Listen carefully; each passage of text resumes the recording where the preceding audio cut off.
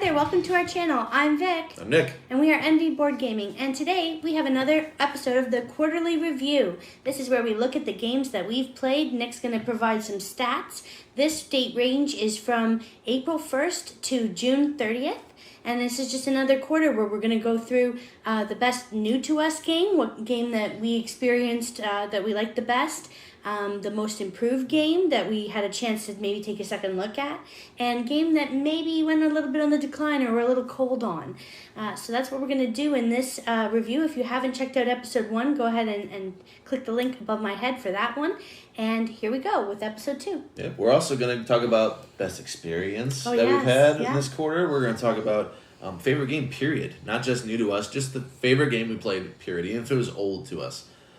So first, let's start with some stats. Mm-hmm. Same thing as we did last time. Break it down, Nick. All right. So in this quarter, we played, and I'll give you time to guess how many games we actually played in this quarter. So what we played, 160 games this quarter. Wow. That is a 14-game improvement from last quarter.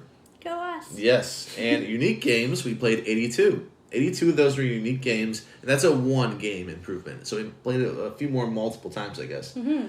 And I can see why, because our most played game went up. So last time it was 7, our most played game. This time it's 11. Whoa. It was Kanagawa. Yeah.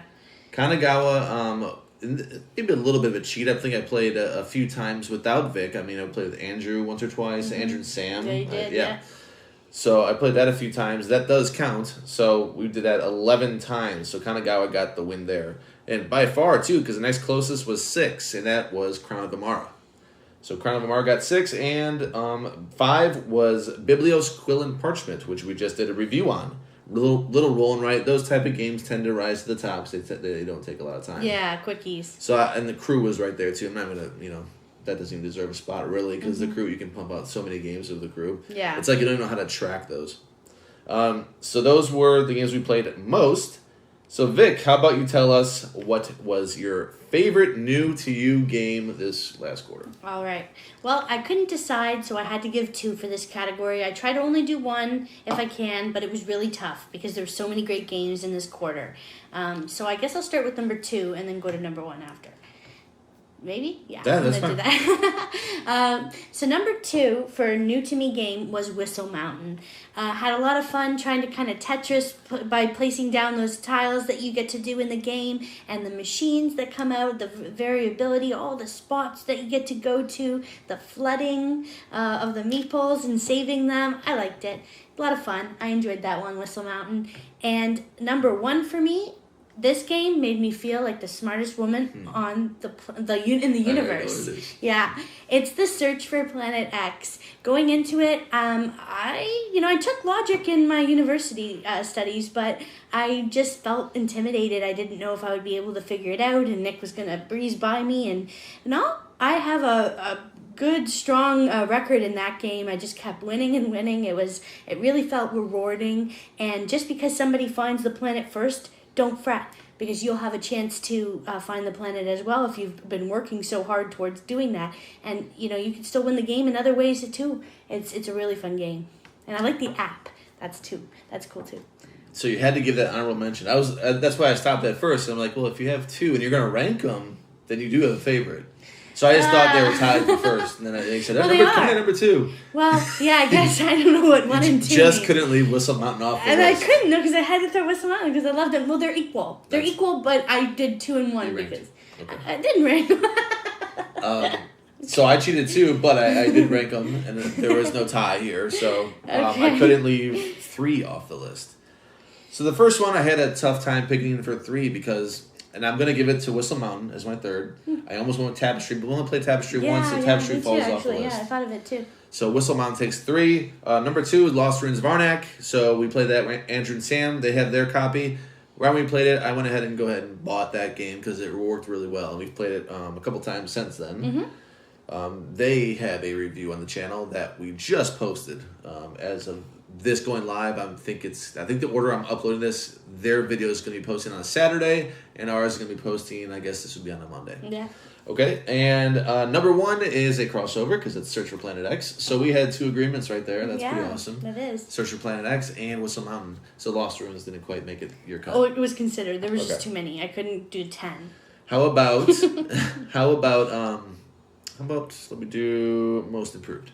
Most Improved. So, this one will come as a surprise. These are both equal for me. I'm not ranking them, so I got 2. Okay. Again, couldn't really. There were 2 different reasons. So, first off, Downforce. We were ready to get rid of that one, and we actually ended up doing that. We sold the game.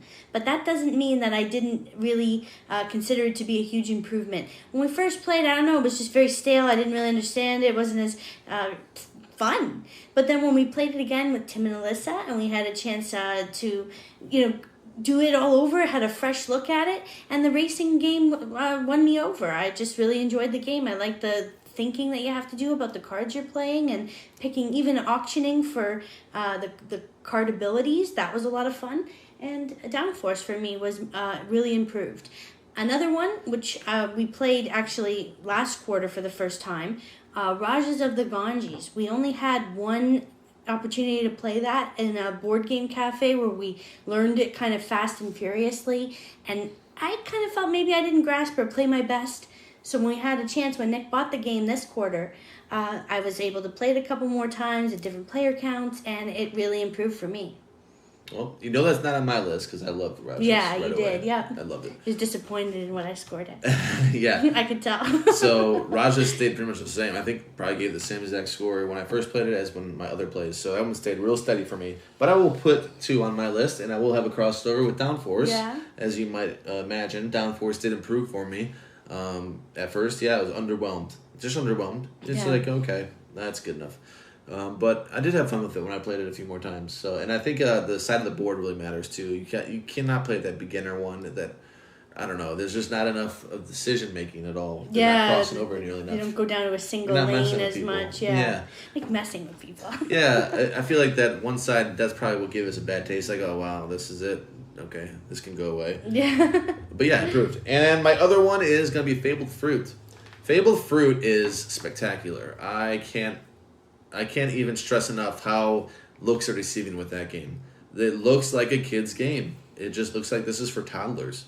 And then it's a worker placement game, and you're doing all this kinds of stuff. You need these different orders, and it's really fun. It's a set collection worker placement though, so it's so much fun. And if we did that list again with Legends of Nirvana, I would put that as one of my picks for best value because you have so many games in that box. So much in there, yeah, that's true. And I think that's and the legacy realm of it is kind of neat too. Yes. The fact that you're bringing it out. And you can do it again with the Lime expansion if you want. Yeah. I mean, that game's so good. So that was an easy pick for me for most improved. That would be my number 1. All right, went downhill. What game was it? What went downhill for you? Speaking of Fabled Fruit. No. Yeah, when you said it, I went, wow, of all the games, yeah. Fabled Fruit, I can't win. I can't win the game, that's right. and that's why I don't like it. Because enough said. It's cute. I love the looks of it. Yeah, it's fun to collect but so many mean things happen to me. People take the stuff, and it's like they kick me when I'm down because I haven't really won any games at all of this. And I don't mean to be a sore loser. I'll still play, no problem. But I don't know what's wrong with me. I do. It's kind of, okay, we know, I can't resist the lure of the gamble. So unfortunately, I keep trying to push my luck in the game, and no one else is doing that but me. It's not even a push your luck game. There's one spot that you can push your luck and Vic runs to it. It's like, I don't like this game. So yeah, I forgot that was awesome. And my fatal flaw. I just can't stay away from it. All right. What about you? Well, mine is a game that we only played twice. Oh. And it dropped that quick. It's Paleo. Paleo was a forgettable cooperative game, and I thought I was going to love it. Mm-hmm. It was on my number 10 most, I really wanted to play. Yeah, it was on that list, yeah. And we were killing that list, by the way. Absolutely destroying that list. We were playing everything on that list. It's like a mission. Everything is just getting knocked out left and right. It's all like, wow. I look at that list now, it's like, wow, we didn't play the game then? Yeah, we just knocked it out so quick. Like, well over half of those games are done. And some of them are reviewed already. Yeah. Some of them we just played, like Bunny Kingdom. And there's several that we just played. Paleo's another one. But I'm sure Andrew and Sam will be able to give reviews for some of if they want to, with yeah. them, yeah.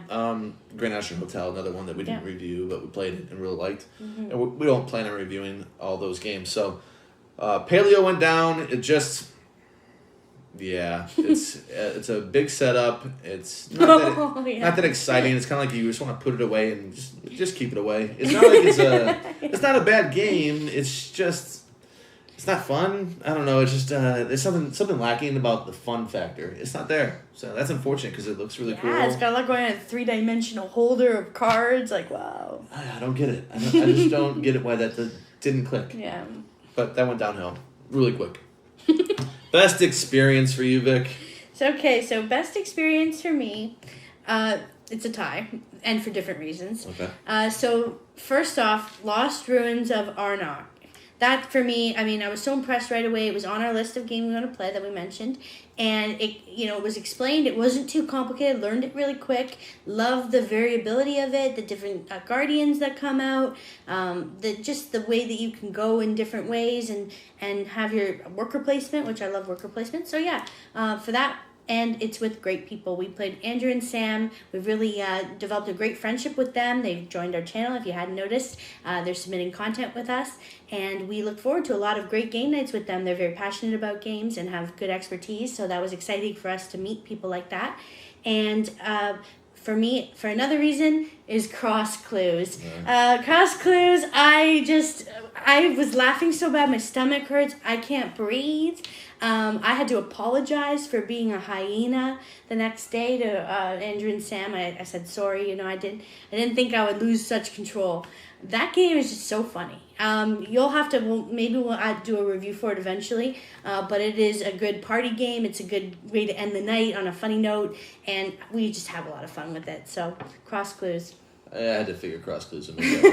Cross Clues is an insane 2 a.m.